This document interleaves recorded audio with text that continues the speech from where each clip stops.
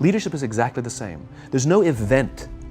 There's no thing I can tell you you have to do that your people will trust you. It just doesn't work that way. It's an accumulation of lots and lots of little things that anyone by themselves is innocuous and useless. Literally, pointless by themselves. People will look at little things that are good leadership practices and say, that won't work. And you're absolutely right. But if you do it consistently, and you do it in combination with lots of other little things, like saying good morning to someone, that looking them in the eye. My friend George, who's a 3-star general in the Marine Corps, he says his test for leadership, and I love this, he goes, his test for a good leader is if you ask somebody how their day is going, you actually care about the answer. The number of times we're walking to a meeting, we're rushing, we go, how are you? Not good, I got to get to you later, I'm late for a meeting. Right. If you ask the question, you were standing there and you were listening to the answer. It's those little innocuous things that you do over and over and over and over that people will say, I love my job. Not I like my job. I like my job means, yeah, the challenge is great, they pay me well, I like the people. I love my job means I don't want to work anywhere else. I don't care how much somebody else is willing to pay me.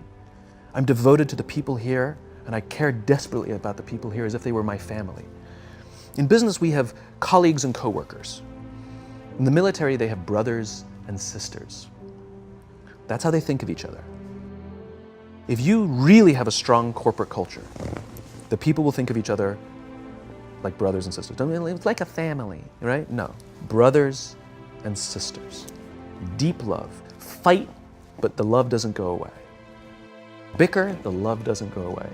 And I'll fight with my sister, but if you threaten my sister, you're gonna have to deal with me, right? We'll fight internally, we'll bicker with each other, but nobody's gonna hurt each other, and if anything from the outside shows up, you're looking at a unified front. Brothers and sisters. Now, how do you create brothers and sisters out of strangers? Common beliefs, common values, parents, in other words, executives who care about their children's success, who care to raise their children, teach them skills, discipline them when necessary, help them build their self-confidence so that they can go on and achieve something more than you could have ever imagined achieving for yourself. That's leadership, an absolute love and devotion for the people who've committed their lives to this enterprise. It's a human thing. So just as you know how your body feels after a good workout, and you know how your body feels after a big greasy meal, you know that one is good for you and one is not, despite what it may taste like. And that's the problem with short-term gains, right? They feel really good in the short term. We're highly, highly, highly trained social animals. We're highly adapted social animals. We can feel social awkwardness, and we can feel when things are going well. You can sense it. You say you have this sense of laughter, around the office. Like, we don't walk around with blinders. We're like I said, we're made to do this. That's why we can assess if somebody's trustworthy or not. That's why we keep our walls and we're like, yeah, his results are great, but I wouldn't trust him. As opposed to letting down your, like, I trust her for anything. I trust her with my kids, my money, anything. So we're highly attuned animals, and so we're good at sensing it. But I will say there is a caveat to your metric of laughter, which is a decent one, is that scale breaks things in human beings. As I said before, we're not made for populations bigger than about 150-ish. It's called Dunbar's number.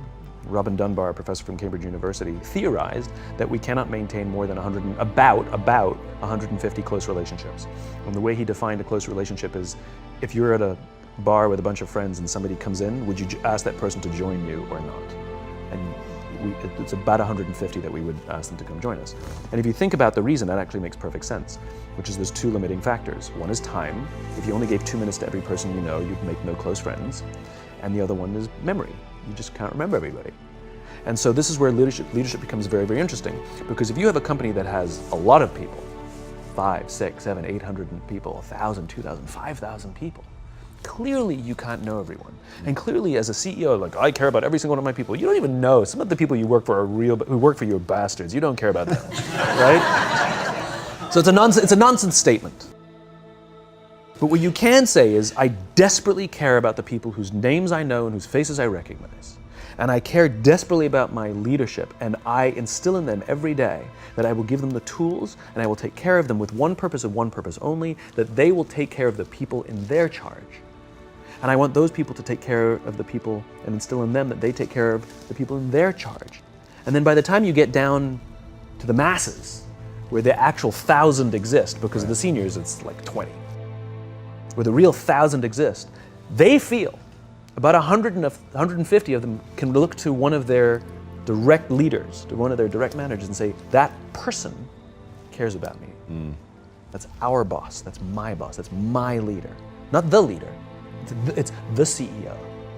That's my manager, my boss, my leader. The one thing I am comfortable saying that all effective leaders must have is courage, because it is hard.